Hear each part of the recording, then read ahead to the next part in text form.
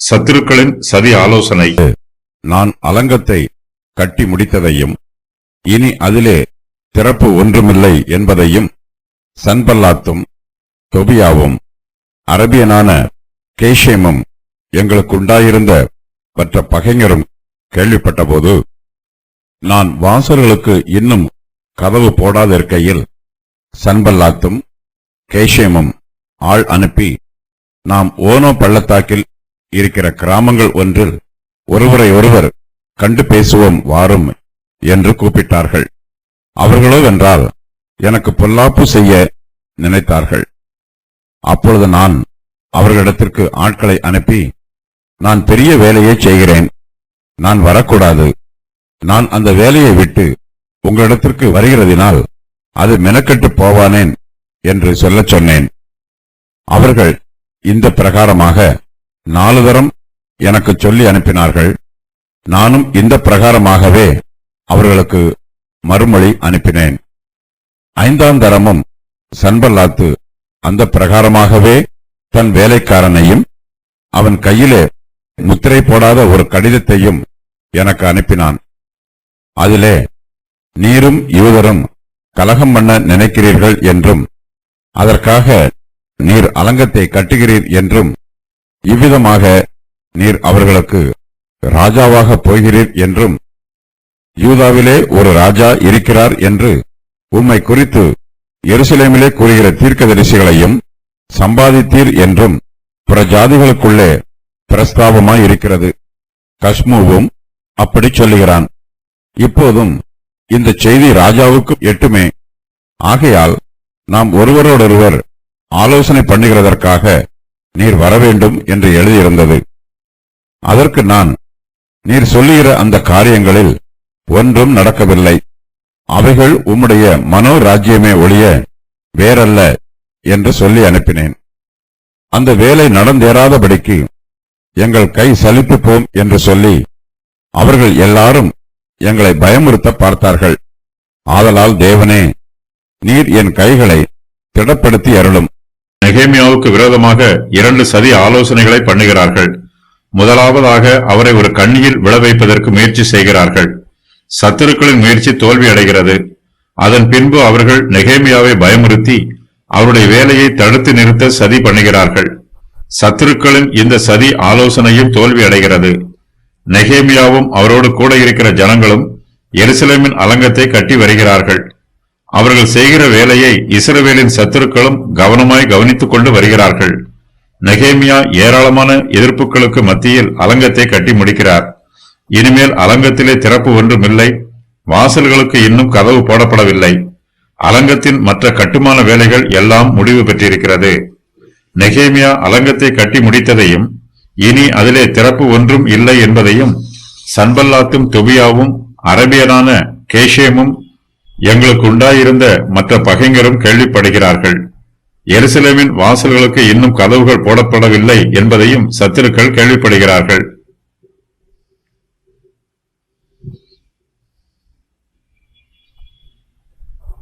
நெகேமியாவின் வேலையை தடுத்து நிறுத்த வேண்டும் என்றால் சத்துருக்கள் துரிதமாய் செயல்பட வேண்டும். அவர்கள் அந்த வேலையை இப்போது தடுக்கவில்லை என்றால் இனிமேல் அவர்களால் அதை எப்போதும் தடுக்க முடியாது. வாசல்களுக்கு கதவுகள் போடப்பட்டு விட்டால் எருசலேமின் பாதுகாப்பு அதிகரிக்கும். ஆகையினால் நெகேமியா வாசல்களுக்கு கதவுகளை போடும் முன்பாகவே அவருடைய வேலைகளை எப்படியாவது தடுத்துவிட வேண்டும் என்று சத்துருக்கள் முயற்சி பண்ணுகிறார்கள். நெகேமியா சத்துருக்களுக்கு பயப்படவில்லை.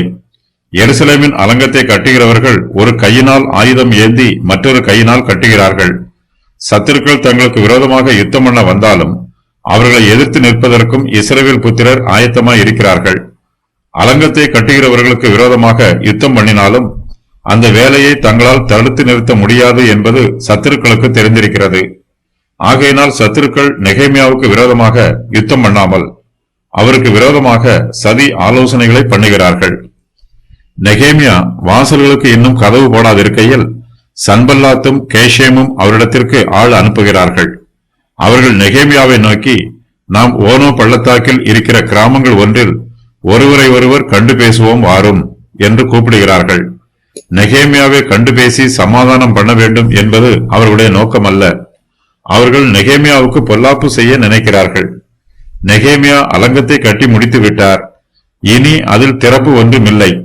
ஆனாலும் நெகேமியாவின் சத்துருக்கள் அவருக்கு எதிராக தொடர்ந்து சதி பண்ணுகிறார்கள். ஒரு கிராமத்தில் ஒருவரையொருவர் கண்டு பேசுவதற்கு வருகுமாறு நெகேமியாவை அழைக்கிறார்கள். அங்கு நெகேமியாவை கொன்று போட்டு அவர் மூலமாக நடைபெறும் வேலைகளை தடை பண்ணுவது சத்துருக்களின் திட்டமாகும். ஆனால் நெகேமியாவோ மிகுந்த ஞானமாக, நான் பெரிய வேலையை செய்கிறேன், நான் வரக்கூடாது என்று கூறி மறுத்து விடுகிறார். நெகேமியா அவர்களிடத்திற்கு நேரடியாக போகாமல் தன்னுடைய ஆட்களை அனுப்புகிறார். நெகேமியாவின் சத்துருக்கள் இதுபோல 4 முறை முயற்சி பண்ணியும் தோல்வியுறுகிறார்கள். அதன் பின்பு அவர்கள் நெகேமியாவிற்கு ஒரு நிருபத்தை எழுதி அனுப்புகிறார்கள். நெகேமியா சத்துருக்களின் பொல்லாத மனதை அறிந்திருக்கிறார். அவருடைய அழைப்பை ஏற்றுக்கொள்ள மறுக்கிறார். எருசலேமின் அலங்கத்தை தடையில்லாமல் கட்ட வேண்டும் என்பது நெகேமியாவின் விருப்பம். அலங்கத்தை கட்டுகிற வேலை நின்றுவிடக்கூடாது. நெகேமியா தன்னுடைய ஆட்களை சன்பல்லாத்திடமும் கோஷேமிடமும் அனுப்புகிறார். அவர்கள் நெகேமியாவின் வார்த்தைகளை சத்துருக்களுக்கு சொல்லுகிறார்கள். நான் பெரிய வேலையை செய்கிறேன், நான் வரக்கூடாது. நான் அந்த வேலையை விட்டு உங்களிடத்திற்கு வருகிறதினால் அது மெனக்கெட்டு போவானேன் என்று நெகேமியா தன்னுடைய ஆட்கள் மூலமாக சத்துருக்களுக்கு செய்தி சொல்லி அனுப்புகிறார். அலங்கத்தை கட்டுகிற வேலைகள் முடிந்து போயிற்று. அதிலே திறப்பு ஒன்றுமில்லை. வாசல்களுக்கு கதவுகள் மாத்திரம் இன்னும் போடப்பட வேண்டும். இந்த நேரத்தில் நெகேமியா சத்துருக்களோடு கண்டு பேசிக் கொண்டிருந்தால் அவருடைய வேலை தடைபடும். நெகேமியா தன்னுடைய நேரத்தை வீணாக்க விரும்பவில்லை. ஆகையினால் நெகேமியா சத்துருக்களை சந்தித்து பேச மறுத்து விடுகிறார். சத்துருக்களோ நெகேமியாவின் வார்த்தைகளை கேட்டு சோர்ந்து போய்விடவில்லை. அவர்கள் நெகேமியாவின் மனதை எப்படியாவது மாற்றிவிட வேண்டும் என்றும் தங்களுடைய கோரிக்கைக்கு அவரை சம்மதிக்க வைக்க வேண்டும் என்றும் முயற்சி பண்ணுகிறார்கள். இதற்காக அவர்கள் இந்த பிரகாரமாக 4 தரம் நெகேமியாவுக்கு சொல்லி அனுப்புகிறார்கள். நெகேமியாவும் இந்த பிரகாரமாகவே அவர்களுக்கு மறுமொழி அனுப்புகிறார். சத்துருக்கள் நெகேமியாவோடு சமாதான வார்த்தைகளை பேச வேண்டும் என்று சொல்லி சதி பண்ணுகிறார்கள். ஆனால் அவர்களுடைய சதி ஆலோசனை நிறைவேறவில்லை. அவர்களுடைய சதி முயற்சிகள் வீணாய் போயிற்று. சத்துருவாகிய சன்பல்லாத்து நெகேமியாவின் வேலையை தடுத்து நிறுத்துவதற்கு தொடர்ந்து சதி பண்ணுகிறான். நெகேமியா எருசலேமின் பாதுகாப்புக்காக அலங்கத்தை கட்டுகிறார். நெகேமியாவின் மனதில் வேறு தீய யோசனை ஒன்றும் இல்லை. ஆனால் சன்பல்லாத்தோ நெகேமியாவின் மனதில் தீய யோசனை இருக்கிறது என்றும் அவர் எருசலேமுக்கு அலங்கத்தை கட்டுவதனால் பெர்சியா தேசத்து ராஜாவுக்கு விரோதமாக கலகம் பண்ண முயற்சி பண்ணுகிறார் என்றும் நெகேமியா யூதா தேசத்திற்கு ராஜாவாக ஆசைப்படுகிறார் என்றும் சன்பல்லாத்து நெகேமியாவின் மீது குற்றம் சொல்லுகிறான். சன்பல்லாத்து 4 தரம் தன்னுடைய ஆட்களை நெகேமியாவிடம் அனுப்பினான். அவர்கள் சன்பல்லாத்தின் வார்த்தைகளை நெகேமியாவுக்கு சொன்னார்கள். இப்போது 5ஆம் தரமும் சன்பல்லாத் தன்னுடைய வேலைக்காரனை நெகேமியாவினிடத்தில் அனுப்புகிறான். இப்போது புதிய முயற்சியாக சன்பல்லாத்து தன்னுடைய வேலைக்காரன் கையில முத்திரை போடாத ஒரு கடிதத்தை கொடுத்து நெகேமியாவினிடத்தில் அனுப்புகிறான். வேதாகமத்தில் முதலாவது கடிதம் தாவீது யோவாபுக்கு எழுதியதாகும். ஏசபேல் தன் கணவனாகிய ஆகாபின் பேரில் நிருபத்தை எழுதியிருக்கிறாள். சீரியாவின் ராஜா இஸ்ரவேலின் ராஜாவுக்கு நிருபத்தை எழுதினான். யெகூவும் நிருபங்களை எழுதியிருக்கிறான். இந்த நிருபங்கள் எல்லாம் தோல் சுருள்களில் எழுதப்பட்டதா அல்லது பாப்பைரஸ் என்னும் புல்லில் எழுதப்பட்டதா என்று தெளிவாக தெரியவில்லை. எகிப்து தேசத்தில் பாப்பைரஸ் புல்லிலும் மிருகங்களின் தோள்களிலும் பனை ஓலைகளிலும் நிருபங்களை எழுதுவது வழக்கம். பெர்சியாவில் இருந்து முக்கியமான நபர்களுக்கு அனுப்பப்படும் நிருபங்களை ஒரு சுருளில் எழுதி அதை அலங்காரமான குவளைகளில் மூடி அனுப்புவது வழக்கம். அந்த மூடிக்கு ஒரு முத்திரையும் போட்டு விடுவார்கள். பெர்சிய தேசத்திற்கு எதிராக நெகேமியாவும் யூதரும் கலகம் பண்ண நினைக்கிறார்கள் என்பது இவர்கள் மீது கூறப்படும் வெளிப்படையான குற்றச்சாட்டு. ஆனால் இதை நெகேமியா மறுக்கிறார். தங்களோடு ஆலோசனை பண்ணுவதற்கு நெகேமியா வர வேண்டும் என்றும் அந்த சமயத்தில் நெகேமியாவின் ஜீவனுக்கு ஆபத்து உண்டாக்க வேண்டும் என்றும் சத்துருக்கள் திட்டம் வகிக்கிறார்கள். ஆனால் நெகேமியா சத்துருக்களின் சதிக்கு உடன்படவில்லை. யூதாவிலே ஒரு ராஜா இருக்கிறார் என்று கூறுகிற தீர்க்கதரிசிகளை நெகேமியா சம்பாதித்தார் என்று சன்பல்லாத்து சொல்லுகிறான். தாவீதின் வம்சத்தில் கோனியா அல்லது யோயாக்கீனுக்கு பின்பு யூதாவில் எந்த ராஜாவும் ஆட்சி புரியவில்லை. இனிமேல் வரப்போகிற காலத்தில் மேசியாதான் யூதாவின் மீது ராஜாவாக இருப்பார். சன்பல்லாத்தின் நிருபத்திலே நீரும் யூதரும் கலகம் பண்ண நினைக்கிறீர்கள் என்றும் அதற்காக நீர் அலங்கத்தை கட்டுகிறீர் என்றும் இவ்விதமாக நீர் அவர்களுக்கு ராஜாவாக போகிறீர் என்றும் யூதாவிலே ஒரு ராஜா இருக்கிறார் என்று உம்மை குறித்து எருசலேமிலே கூறுகிற தீர்க்கதரிசிகளையும் சம்பாதித்தீர் என்றும் புற ஜாதிகளுக்குள்ளே பிரஸ்தாபமாய் இருக்கிறது. கஸ்முவும் அப்படி சொல்லுகிறான். இப்போதும் இந்த செய்தி ராஜாவுக்கு எட்டுமே.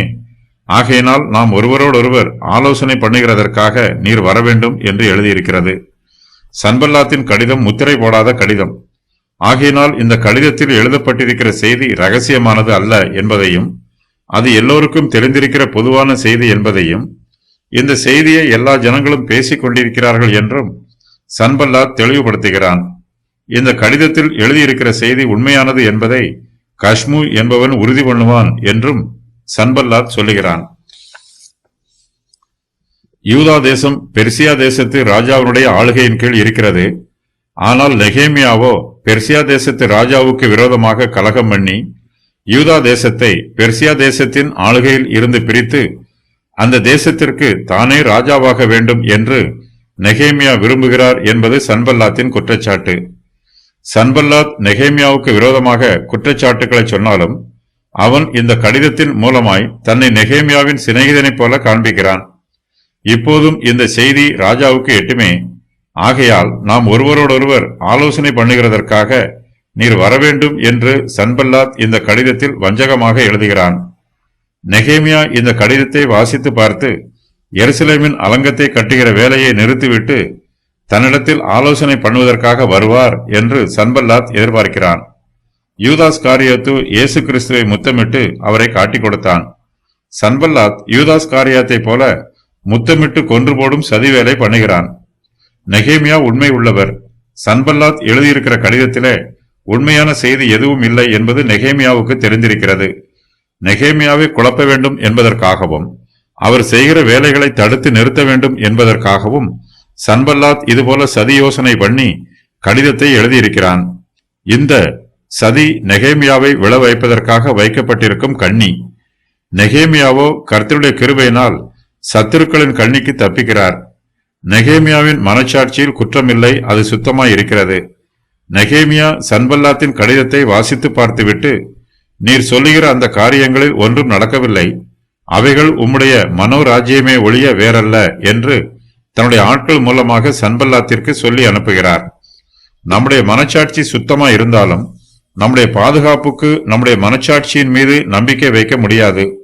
நம்முடைய நம்பிக்கையை எப்போதும் கர்த்தர் மீதுதான் வைக்க வேண்டும். நெகேமியா தன்னுடைய வார்த்தைகளை சன்பல்லாத்திற்கு சொல்லி அனுப்பினாலும் அவர் பரலோகத்தின் தேவனுக்கு நேராக ஜெபம் பண்ணுகிறார். தேவனே, நீர் என் கைகளை திடப்படுத்தி அருளும் என்று நெகேமியா கர்த்தரிடத்தில் ஜெபிக்கிறார். எருசலேமின் அலங்கத்தை கட்டுகிற வேலை நடந்தேறாதபடிக்கு நெகேமியாவின் கைகளும் அவரோடு கூட அலங்கத்தை கட்டுகிறவர்களின் கைகளும் சலித்து போகும் என்று சத்துருக்கள் சொல்லுகிறார்கள். சத்துருக்கள் எல்லோரும் நெகேமியாவையும் யூதர்களையும் பயமுறுத்த பார்க்கிறார்கள்.